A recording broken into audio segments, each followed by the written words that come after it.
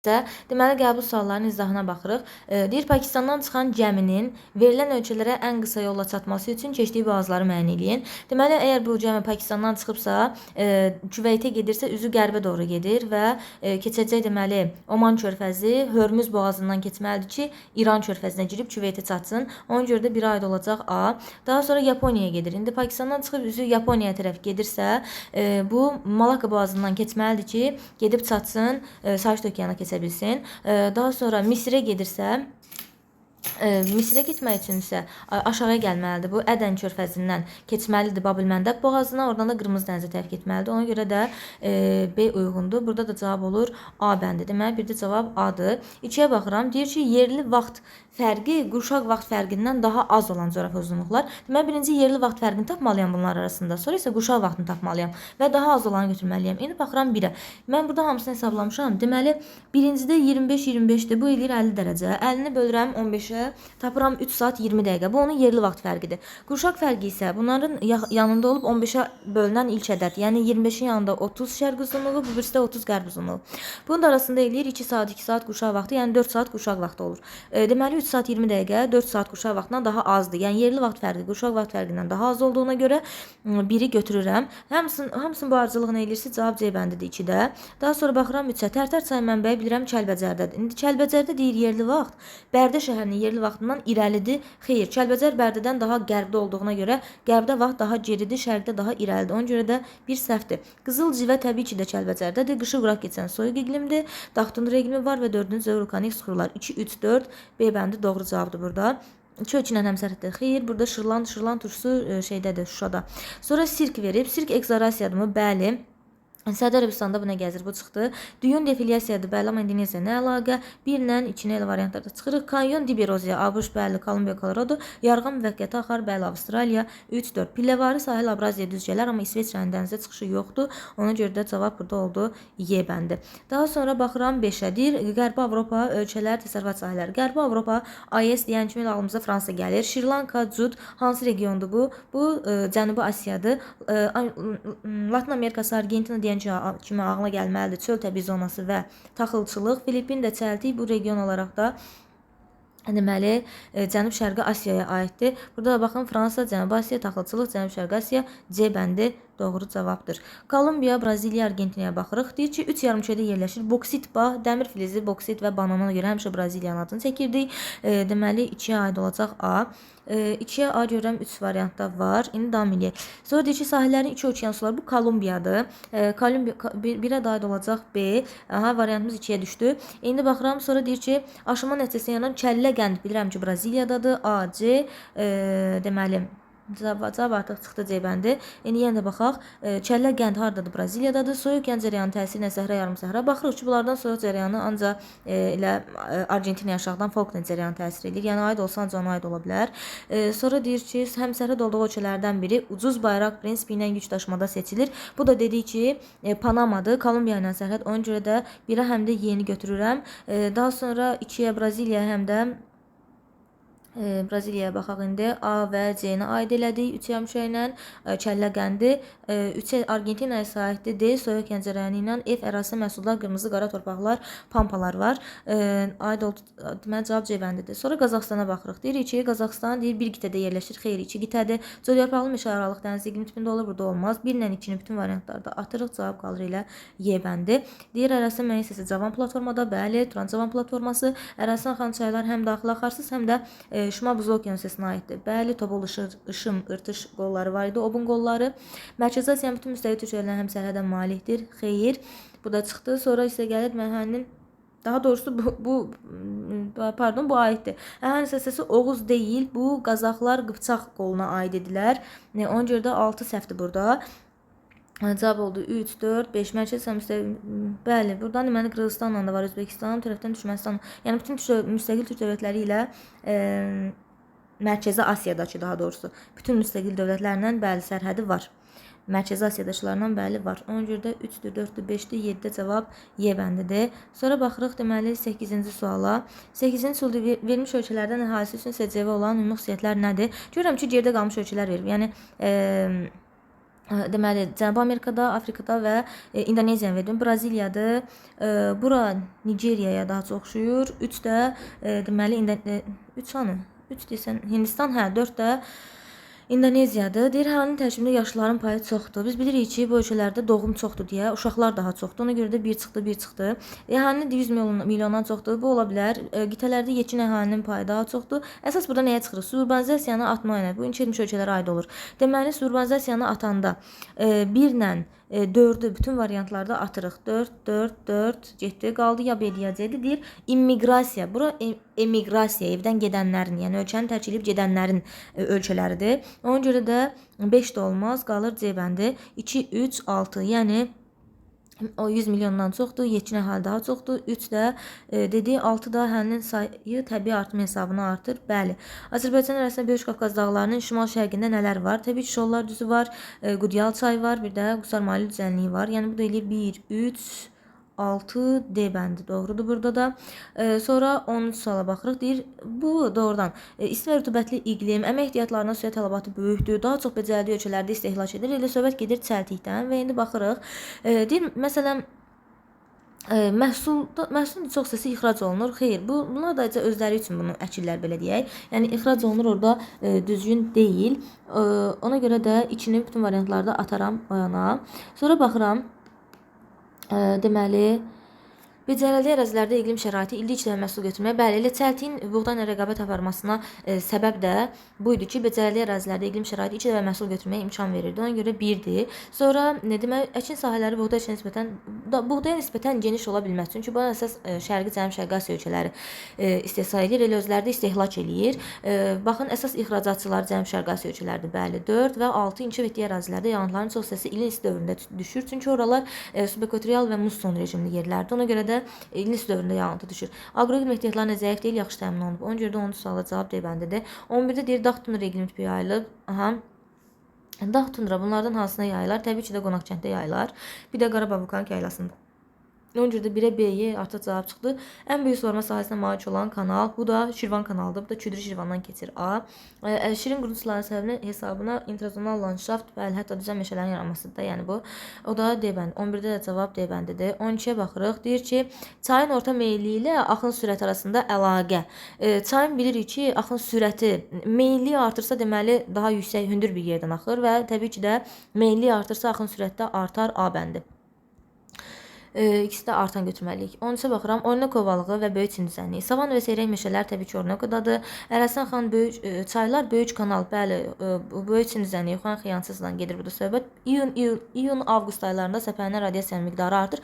İkisinə də aiddir. Çünki biri mussondadır, biri də Orinoco balığı subekvatorialda. Yəni bu hər ikisinə aid oldu. 3. Sahəsi getdikcə kiçilən Sakit okeanıdır və böyük Çin düzənliyi də oradadır. Akumulyasiya hər ikisidir. Sonra qışda tropik hava kütlələri hakim olur. Bu da subekvatoriala aiddir. Yəni 1-ə aiddir 1-6, 2-ə aiddir 2-4, 3-ə də aiddir 3-lə 5. Cavab oldu A bəndi, doğrudur. 14-cü suala baxıram. Anhel bilirəm ki, Orinoco'nun üzərindədir. Bunu qeyd etməliyiz demişdik. Livingston şəlaləsi deməli Konqonun üzərindədir, Victoria isə Zambezin üzərindədir. Yəni burada deməli 1 olmalı idi C, 2 olmalı idi Y, 3 olmalı idi C, Y, A, cavab Y bəndidir burada. Sonra 15-də də deyir, duzluğu 28 promil su hissəsinə götürülmüş 20 ton sudan əldə edir. Deməli, duzluq 28 promil deməkdir ki, 1 tonla verib, tonla yazıram. 28 kiloqram duz var imiş. Deyir ki, 20 tonla nə qədər olar? 20 ton X olar. Bunu da bayaq vurdum, səhvləmirəmsə bu 560 belə bir şeylədir. Ondan sonra nə edirəm? 560 ton tapdım, duz alınırmış. Deyir, eyni miqdarda duz almaq üçün nə qədər okean suyu lazımdır? Bilirəm ki, okeanda 1 tonda 35 kiloqram var. İndi mən X tondan 560 alaram. Yəni, neçə tonla 560 alaram? Onu da böləndə eləyir 16 cavab B bəndidir. B, 15-də. Sonra keçirəm 16-cı suala. 16-da deyir ki, daş kömür ehtiyatlarına görə seçilən ölkələr. Daş kömür bilirəm ki, Polşada, Sileziyaya deyilər. Sonra İndoneziyada var. 4-də, bir də 6-da. 1, 4, 6 D bəndidir. Ondan sonra 17-yə baxıram. Deyir ki, əslən iri suvarma kanalları keçən iqtisadi rayonları müəyyən eləyin. İri suvarma kanalları keçən iqtisadi rayon. Aha. Deməli 7-ni götürəcəm. Qarabağı götürəcəm. 5 ilə 7 dəqiq var. 5, 7 dəqiq var ilə A bəndidir. 5, 7 və 2 ilə də 4 A bəndi 17-də. Doğrudur burada da. burada. 18-ə baxıram. Deyir mənsəblərin mütləq hündürlüklərinin azalmasına görə sıralayın. Mənsəbləri ən hündürdə olan ən qərbdəkilərdir. Yəni qərbdən şərqə doğru gəlməliydin. Azalmasına görə deyir deyə. 4 ilə başlamalısan. 4 Ağstafa çay, sonra Tərtər, sonra Araz, sonra Samur. 4 3 1 2 B bəndi doğrudur. Sonra 16 quru subtropik meyvəçilik deyirsə, yarımsəhra quru çöl. Abşeronla Kür-Araz olmalıdır. Y bəndidir. Ondan sonra 20-də deyir ki, havanın temperaturu 30 dərəcəsi, nisbi rütubətli 27% olan 1 kubmetr havanın temperaturu aşağı düşür.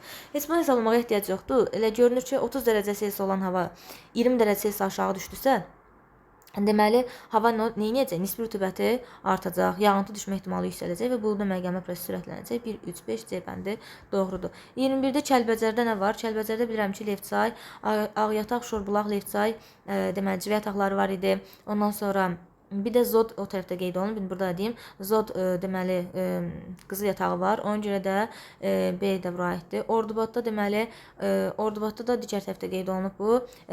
Diaxçay deməli molibden yatağı var idi. Zəngilanda Vejnəlidir. Qoşa heç birinə aid deyil. Deməli Kəlbəcərə aid oldu B və Y, B, Y, 2-yə aid oldu. Ordubada aiddir D, Diaxçay, 3-ə də aiddir. Zəngilana A, Vejnəli. Burada cavab oldu D bəndi. D bəndi doğrudur. Ondan sonra baxıram 22-yə. Görürəm ki, bu tavaların toqquşmasıdır. Konverjent sərhəd qeyd olunub burada. Bir dəqiqə interneti bağlayayım. Deməli, dostlar, tavalarının konverjent zonasını deyir. Görürəm ki, mən burada Atlantik okean tavası ilə bu Sakit okean əslində Nazca tavası ilə toqquşmasıdır.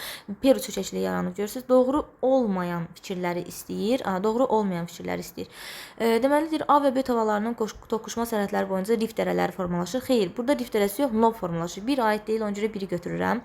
Deyir, B tavasında yer qabığı yalnız bazalt və çökmə qatlardan ibarətdir. B tavası görürəm ki, B materik litosfer tavası. B materik tavasıdır. Və bu deməli dəqiqə.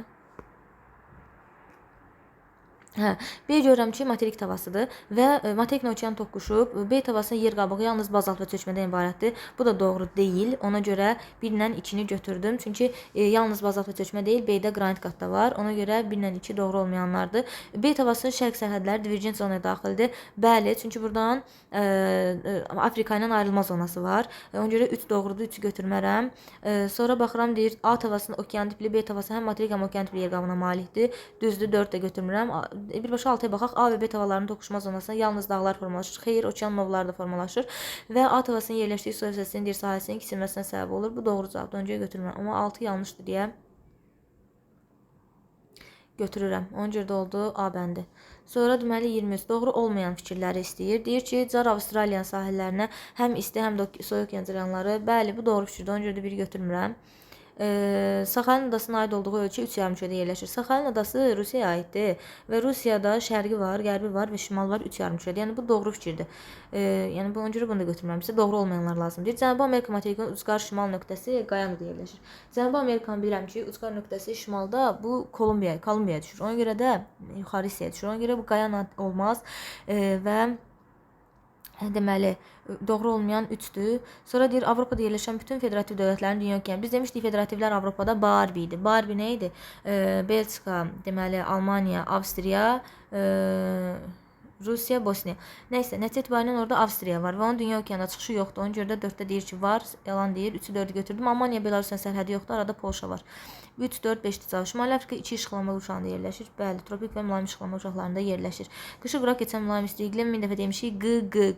Yəni qanı xəyirçə qışı quraq keçən mülayim isti iqlimdədir. 2-dir, 3-dür, 4-dür. 2, 3, 4 olmalıydı cavab.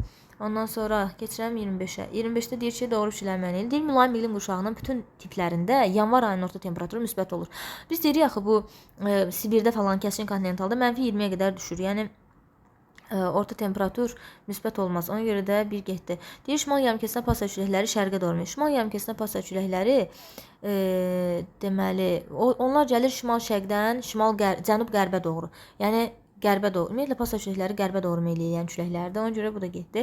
Subtropik iqlim qurşağı daxilində pambıqsız inkişaf etdirilir. Bəli, 3 düzdür. Filippində bütünlükdə ekvatorial deyil, subekvatorial da var. Avrasiyanın ucqar cənub nöqtəsinin yerləşdiyi iqlim qurşağında səpənlər radiasiya bəli, çünki ekvatorialdır. Hindistan və Hindistan yarımadalarında qış aylarında əkinçilik suvarmaya əsaslanır. Bəli, çünki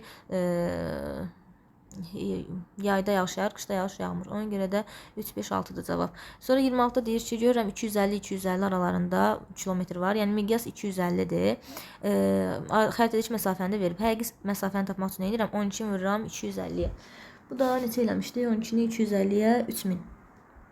Sonra keçirəm deməli 27 Qarayazı. Qarayazı bilirəm ki, deməli Qarayazıya aid olacaq intrazonal landşaft qorunur, çüy boyutlu meşələridir və buna götürmək olar arid iqlim şəraitidir.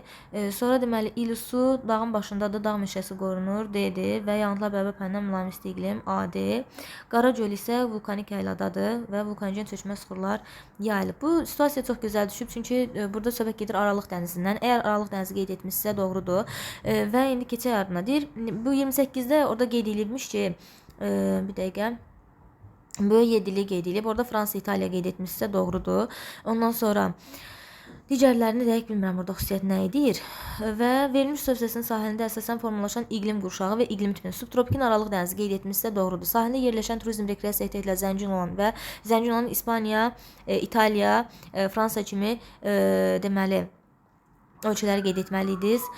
Sonra hövzəsində yerləşən regionlar arasında ən çox neft qaz xammalını ixrac eləyir Əlcəzair, Liviya. Yəni Afrika, idxal eləyən region isə Avropadır. Yəni ixrac eləyən region Afrika, idxal eləyən Avropa götürməliyiz.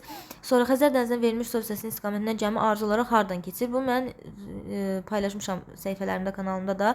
Deməli, əvvəlcə Xəzər dənizindən çıxırsan üzü yuxarı, keçirsən Volqa çayına. Volqadan Volqa-Don kanalını burada qeyd etməliydi. Volqa-Don kanalı ilə keçdin Don çayına, Azov dənizi, Kers boğazı, Qara dəniz, Bosfor boğazı, sonra keçdin Mərmərə dənizinə, sonra Dardanel boğazı ilə Egey dənizinə. Oradan da deməli Aralıq dənizidir. Deyir, Tanap kəmərinin uzunluğu 30 cm verdiyi xəritənin miqyasını tapın. Burada deyəsən Tanapın həqiqi uzunluğu verilib 1854. Burada da xəritəçi uzunluğu bu 1854 bölmək 30-a yazmalıyıq yanına 5 dənə 0. Sahilində yerləşən türk dövlət Türkiyədə, aid olduğu regionda Cənub-Qərbi Asiya regionudur. Belə yazmışsınızsa sizə halal olsun, uğurlar, təbriklər.